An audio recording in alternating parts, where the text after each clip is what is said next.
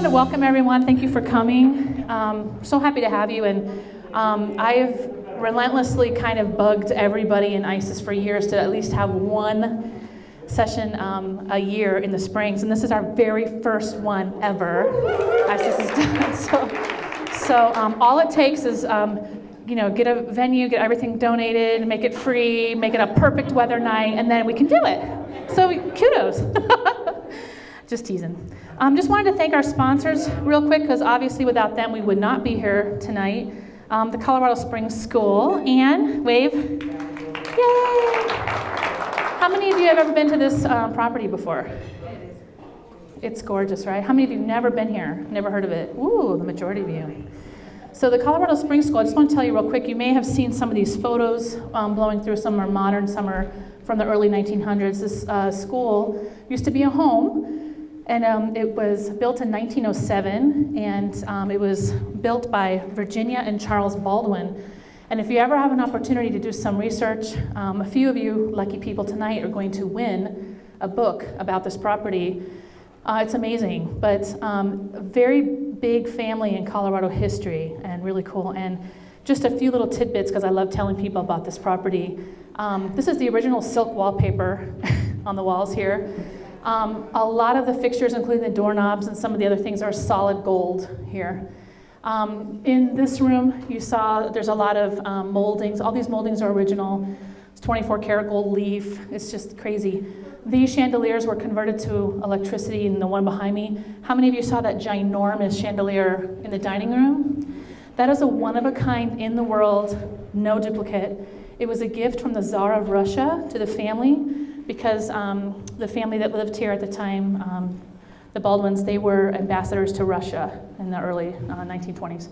So he came and visited, loved it, and sent them the little trinket of a solid gold, one-of-a-kind chandelier that has never been converted to electricity. So we have never actually lit it, and I'm hoping somebody someday will want to come and have an event at the school and put the battery-operated lights in. We put a few in tonight just so you can see what that would look like. We're not allowed to put fire on there, as you can imagine. Lloyd's of London, they're so picky. But I just think it's really cool, original floors. I mean, today this is a school. It's K through 12, and this is the middle school, this building. So I always think it's hilarious that a bunch of 13-year-olds are running through here with all this gold and silk and stuff, and they have no idea, right, how cool it is. So we're really fortunate to be able to do events here. Obviously, it has to be when school is not in session, so we do a lot of stuff in the summer. Tonight was a challenge because school is in session, so we had to wait till the kids were gone. So we were like, now? So, but thank you, Ann and Colorado Springs School, for hosting this. I mean, it was a big deal to get this tonight, and I just wanted to share a piece of history with you. I'd like to introduce our chapter president of ISIS in Denver, Nil. If you'd like to come up.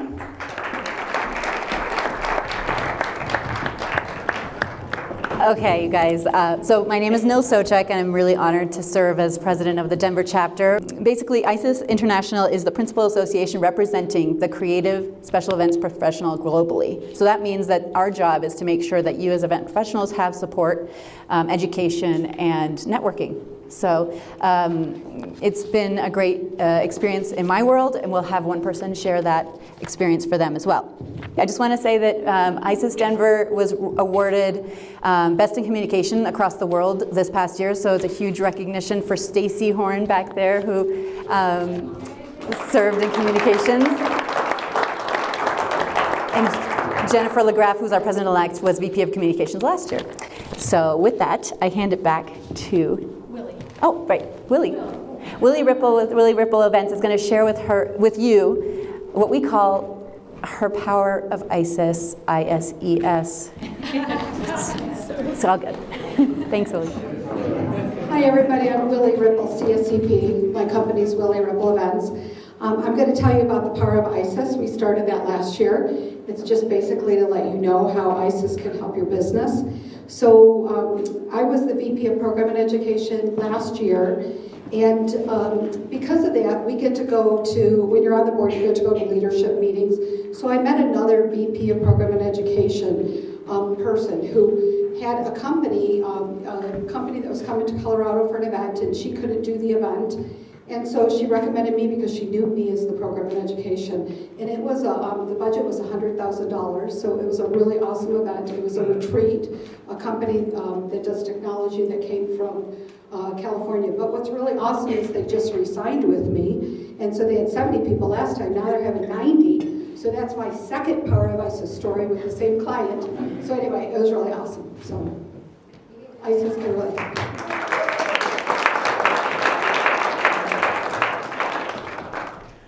So, it's not the Tami Forero show, I'm sorry. The Art of Relationship Building. So, I just wanted to do just a quick little spiel tonight for you, for your entertainment and pleasure. ISIS, for me, is the educational arm of the industry. As an event planner, I've been part of ISIS for over 20 years. I've been 9 years in the Denver chapter, and I never looked at it for myself as a way to get business, just because for me, it's always been about relationship building and education.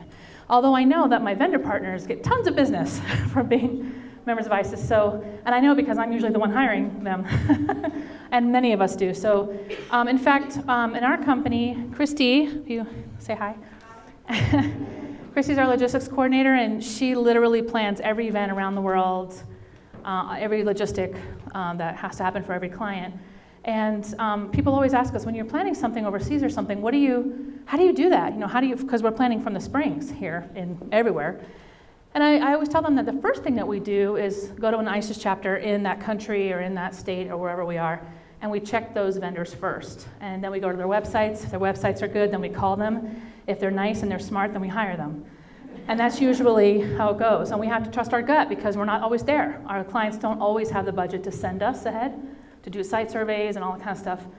So we have to really build relationships all over the world. So for those of you that don't know me, Tami Forero, I own Forte Events. We're based here in Colorado Springs. We're really fortunate to work, all over. 23 years I've been a planner. That's the saddest thing I've said tonight. The next one. Next, moving along. You probably can't see very, very well from there, but I have an amazing team of people that I get to work for. We have 10 of us. We're a small company. We're based here in the Springs, and we have an office in New York as well. So these are the people that really do all the work that make it happen, that make it fun, and I love them so, and I love Christy so. She's here, so she's the only one I get to tell. But you can go to the next one. I just like to tell people who I am in case they're like, who's this girl? Why is she talking? So that's a little bit about us. How many of you feel like you're great relationship builders? Good. How many of you feel like that's an area that you struggle with? It's okay, you can raise your hand, totally fine. But it is an art. I think it is an art, and I think that it's a lost art. I think, the older I get, the worse I sound, like back in my day, kids today, they just don't, because honestly, now we hire a lot of people in their 20s. No offense for those of you in your 20s, we're all jealous of you and whatever. But sometimes it's hard because there's a difference in how people relate to people. Why do you think one of those main issues are? Social media, technology, right? That's one thing. What else? Been around the block. And so now you just don't want to relate to anyone anymore. What else? Anything else you can think of that might be a challenge for not just younger people, but it tends to be younger, besides technology and being burned, apparently. I'm sorry, Sean. Feeling comfortable around people who have been in the industry for 20 years. Yeah. Like, being comfortable with whether they think you know what you're doing. Yeah, it's a little intimidating if you're around people that have been around for a while. Breaking into the good old boy network, that's a big one, huh? Yeah. And we shouldn't have that in this industry, should we? And honestly, I'm going to say, compared to a lot of other industries, we rock. I mean, honestly, I had a partner at one point, and she was in she did invitations and stuff, and she would go to these big shows, and you couldn't even have a badge that said that you were a designer. No one would let you in their booth. And I was like, this is the saddest thing I've ever seen, whereas, you go to a conference that event industry people are out there like, hey, how you doing? Like everybody, you can't even get any work done because all you're doing is hanging out and talking and drinking and, that kind of thing.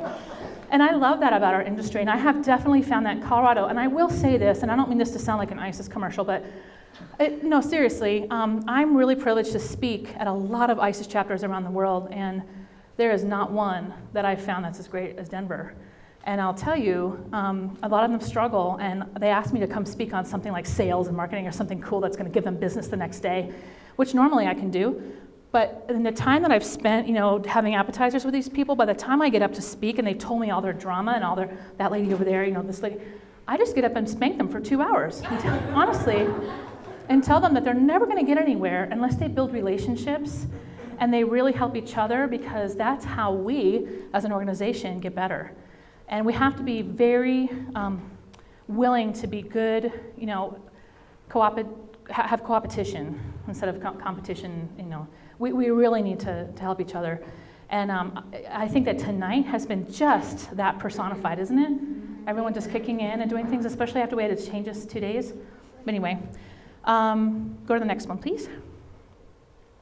So we're just going to talk about a couple things, and I know that this is review for some of us, but I think it's important to really go back and talk about some things that are going to help you build stronger, better relationships. Now, this is for free, okay? This is going to help you in business, but it's also going to help in your life. This is going to be great for your peers and people that you work with and people that you want to work with in the industry, but it's also going to be great for your clients. Free of charge, I'll throw that in. Okay. You can click the next one. Be authentic. That thing at the bottom says keep it real. Sorry, can't maybe not see it. Being authentic, I find that this is one of the biggest problems for people. And for me, and I can only use me as an example, so bear with me, but I'm extroverted, I'm outgoing, I'm a salesperson, and I've been doing this a while, so I'm pretty confident. But even on day one, I was confident because I had really good parents, and they built that into me. But regardless, I just loved what I was doing. And I honestly wanted to help people do it too. Events, whether it was a client, whether I was working in a company, whatever. And so I think you have to start thinking differently. Don't be so nervous when you're building relationships with people. Even tonight, how many of you met people that you didn't know and you just walked up to them and started talking? How many of you wanted to do it but didn't? Oh, you guys are good. Yeah, well, it's not over. I'm only going to talk for like 15 minutes, and then we're here till 8:30. So you got to make your rounds. Everybody come and see her. That's your assignment. You think I'm kidding? I'm going to make sure. But being authentic, we do a lot of events for corporations that are doing training, corporate training, leadership development. What do you think their number one topic is? Vulnerability and being authentic. Do you know why? People are afraid of it, absolutely. And what do people want? Why do you buy the brands that you buy? Recognition, you trust it, they perform for you the way you want them. Does your tide clean your clothes, like that kind of thing? Well, in the same way, each person, they're looking for authenticity. And this is going to be the biggest skill for you to master if you don't already do it.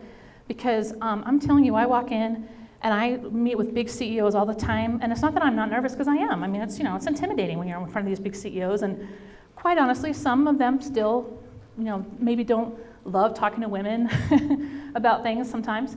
Not always. It's gotten so much better, but especially when you're a creative and you're an event planner and you get to sit in front of a CEO, they're like, oh, are we doing streamers and balloons? Like, they have no idea, what we do.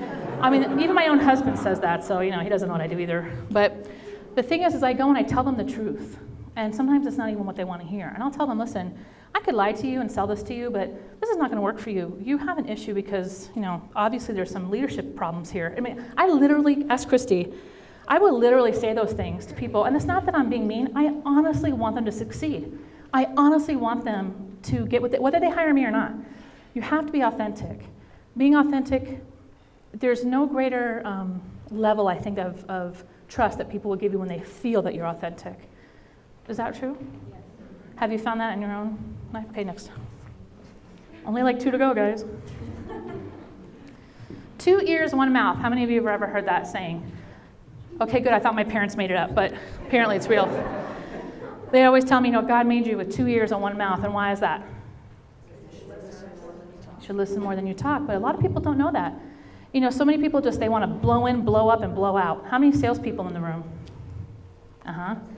And do you find it hard sometimes when you want to go in and you only have so much time, and you want to tell them everything about you and what you can offer and why they should use you and whatever, and you totally lose the authenticity of the relationship. And you're not listening to anything that they might have to say to you.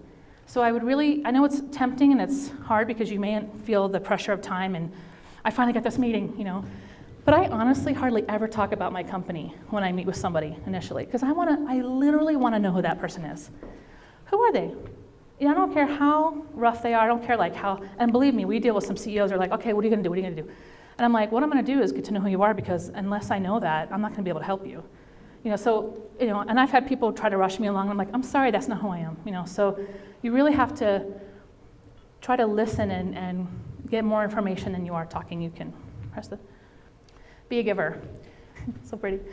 Amanda went through all this trouble to make this for me, so you should at least enjoy the photos that she made. I talk about this a lot when I'm talking to groups and to organizations, and I do believe that when people always ask us, how is your company so successful? You're small, you're in Colorado Springs, all stuff. And I tell them the number one reason is that we're givers. And yes, that means money, but I also say time, talent, mentoring, whatever you can do to give. But in this case, I'm talking about in the sense of relationships, be the giver. How many of you know that in a conversation even, there's usually a giver and a taker? How many of you ever walked into a room, like tonight, and the first people are grabbing their business card because they're a taker? They don't know any better, so, help them out. But I'm saying, they don't want to know who I am. They just want to make sure that they give me that business card and tell me that I should be using them and blah, blah, blah, right?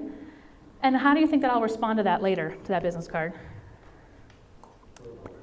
Christy, here you go. You might want to use them, I don't know.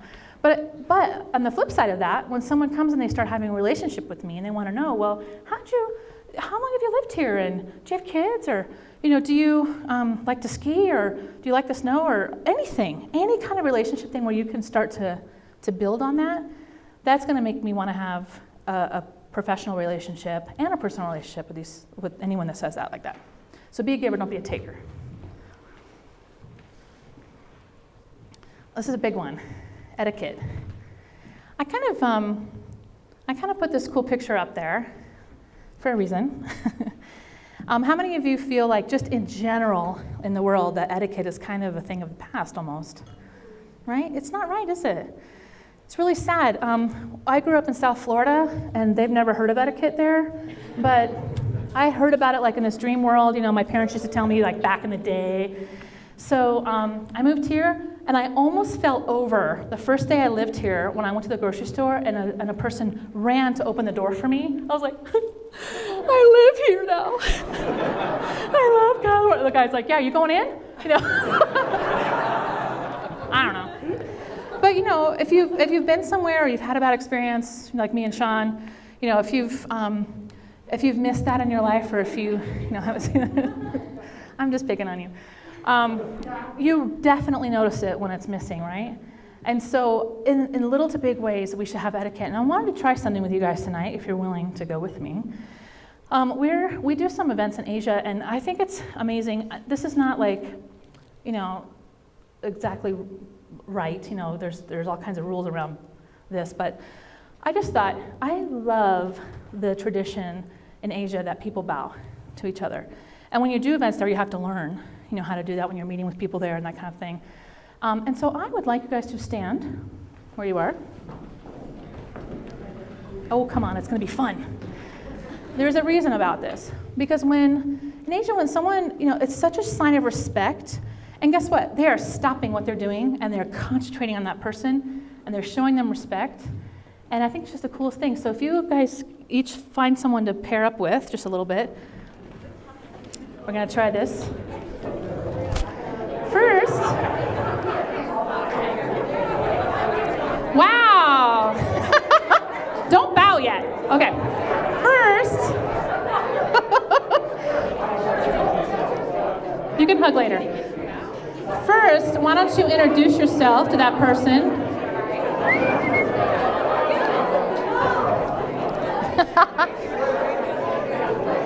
Hey, this is a serious exercise, people. Now, guys, listen. In a good bow, guys, in a good bow, okay? Listen, and this is something so foreign, I think, to Western culture, right? But in a good bow, you want to make it count. You're not just going, you're not 13, you know what I mean? I'm sure they have that problem in Asia somewhere. But when you bow, I mean, really think about what you're doing. You're giving a sign of respect. One person's going to do it, then the next person. Normally you do it together, but you won't see it. But literally, you're giving a sign of respect. And I want you to, the reason I'm having you do this, I want you to think about this and have this in your mindset when the next time you meet someone, and really think about the person you're meeting. And you think of them in a different way. So the first person, you can face your partner. And listen, when you're doing the bow, make it count. Go down and actually bow and come back up. Go ahead. First person.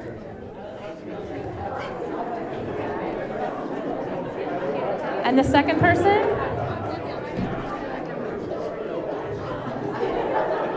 Nobody bowed to her.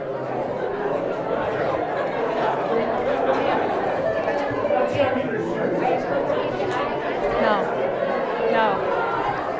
Somebody asked a good question. Are you supposed to keep eye contact? No. So listen, you're not doing this.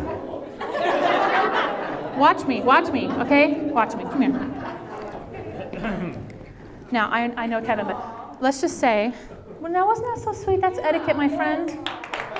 What? Just go with it. Oh. So I'm going to introduce myself, and I'll say, Kevin, my name is Tami. What is your name? You say, Kevin. Nice to meet you. And then I'm going to bow to you first. Now, watch, people. Okay? Now, seriously, I want to make sure that I'm exuding to you the respect of just meeting you that brings to me. Okay?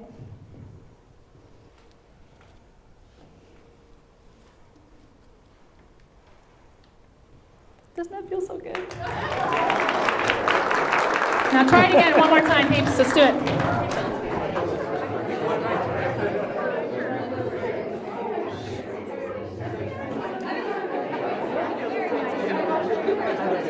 Good job, guys. You're done. I'm recovering from that. Because they're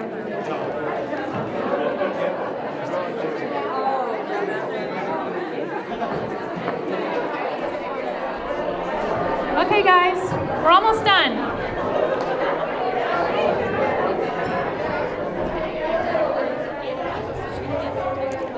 Yeah, this group does not need any help, I think, building relationships. Okay, we're almost done, guys. Hang in there with me. Lots of more dessert and coffee and, drinks to be had. Stay true to your word. Now, I know that these things are very general, and it's sad that we have to make a slide about this, but I can't tell you how many times that, especially in a business relationship, that someone tells me they're going to do something, and I honestly, I'm a very hands-off person, which, it might sound counterintuitive, but I trust people. When they say they're going to go do something, I just make, I'm just glad it's getting done, and I just leave it in their hands. So when they don't do it, that's pretty bad. How many of you ever had that happen?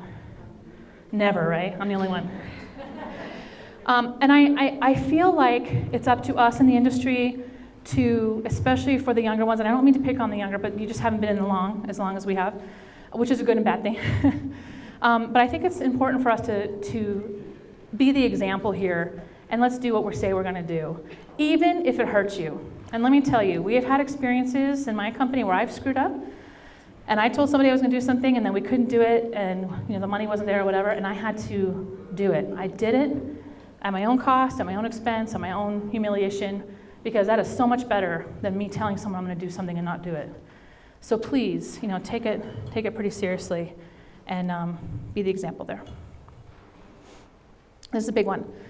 We deal with a lot of agricultural companies, so we're always dealing in terms of farming. So I thought it was a good analogy. I saw something on Facebook this week, and it was totally true, and it was poignant and everything, but it kind of grated on me wrong. And it said something like, if you don't work on your own vision, then you'll be working on somebody else's. And I said, well, that's true, right? I mean, if you never do something for yourself, you're always going to be doing something for somebody else. But I feel like that's the pleasure of it. I think that's the privilege of it. Is sewing into somebody else's vision. And what I mean by that is, for many years, I worked as an employee in a company. How many of you are an employee at a company? Good. So when you're an employee, at least when I was an employee, I treated that company like it was mine. I worked hard. I did everything I said I was going to do. I was the first one there, last one to leave.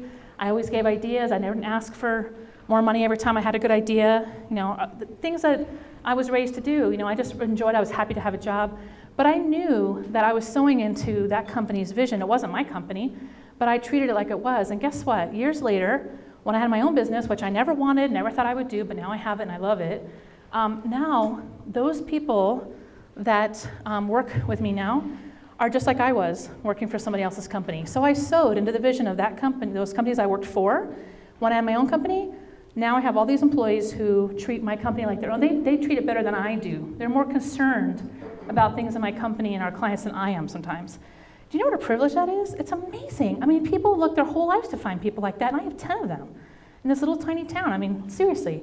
And so I really honestly believe it's because I sewed into somebody else's vision. And if you're an employee today, you know, no matter if you have dreams of ever having a business or if you just want to climb up the ladder in your career, those are both excellent options.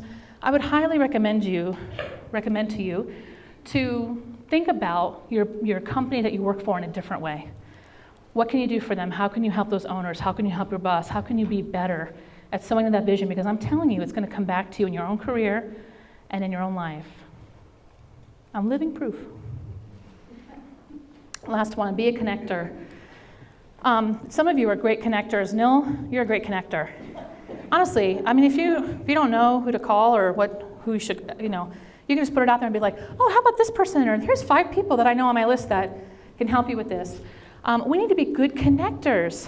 Sometimes we get a lot of opportunities to do events that maybe are not in our wheelhouse, and I'm happy to send those to other planners, you know, whatever. And I know that I've had planners in Denver in ISIS chapter send me business because they're a wedding planner and we did corporate, and they would send me to the corporate business. So I so appreciate that, you know, because they trusted us enough to actually refer someone to us and vice versa.